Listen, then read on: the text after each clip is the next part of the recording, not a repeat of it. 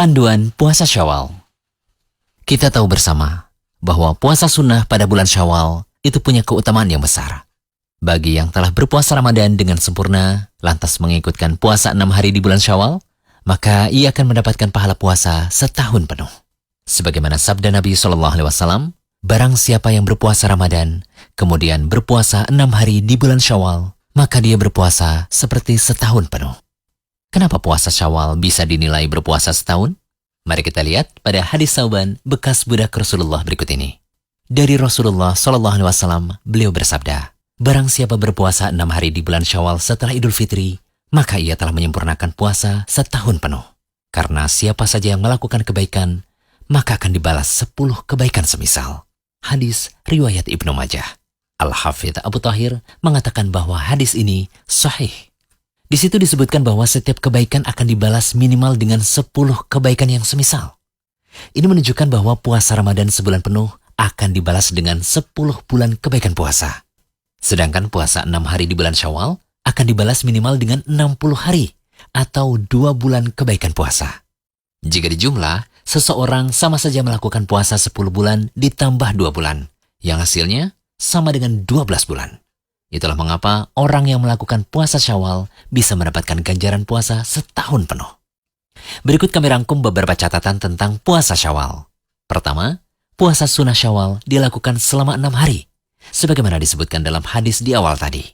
Kedua, puasa Syawal lebih utama dilaksanakan sehari setelah Idul Fitri, namun juga tidak mengapa jika diakhirkan, asalkan masih di bulan Syawal.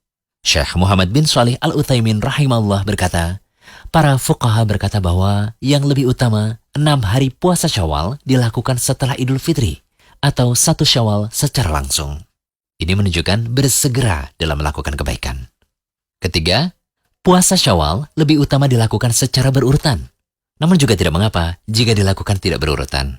Syekh Ibnu Utsaimin juga berkata, lebih utama puasa Syawal dilakukan secara berurutan, karena itulah yang umumnya lebih mudah. Itu pun tanda berlomba-lomba dalam hal yang diperintahkan. Keempat, usahakan untuk menunaikan qada puasa terlebih dahulu, agar mendapatkan ganjaran puasa Syawal, yaitu puasa setahun penuh. Ibnu Rajab Al-Hambali rahimahullah berkata, siapa yang mempunyai kewajiban qada puasa Ramadan, hendaklah ia memulai puasa qadanya di bulan Syawal. Hal itu lebih akan membuat kewajiban seorang muslim menjadi gugur.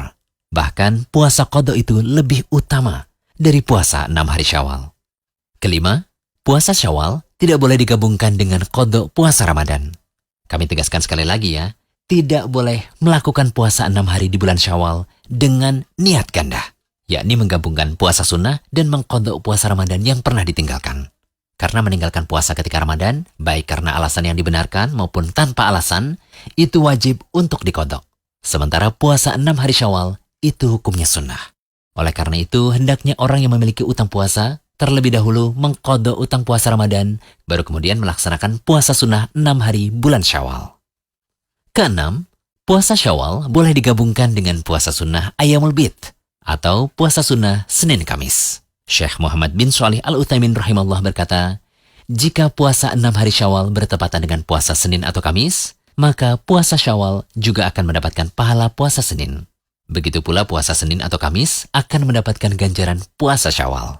Hal ini berdasarkan sabda Nabi SAW, sesungguhnya setiap amal tergantung pada niat, dan setiap orang akan mendapatkan pahala yang ia niatkan.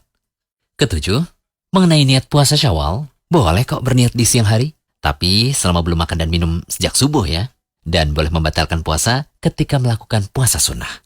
Sebagaimana yang diriwayatkan oleh Imam Muslim, Rasulullah SAW pernah masuk menemui keluarganya, lalu menanyakan, apakah kalian memiliki sesuatu yang bisa dimakan? Mereka berkata, tidak Rasulullah.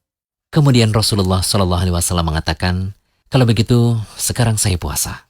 Dari hadis ini berarti seseorang boleh berniat di siang hari ketika melakukan puasa sunnah.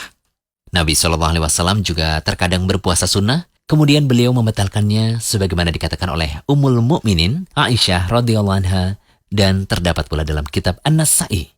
Niat puasa Syawal juga tidak perlu dilafalkan. Cukup berniat dalam hati saja. Semoga pembahasan kali ini bisa menjadi pelecut semangat ya untuk berlomba meraih pahala di bulan Syawal ini. Jangan lupa kunjungi rumaisa.com update setiap hari, insya Allah.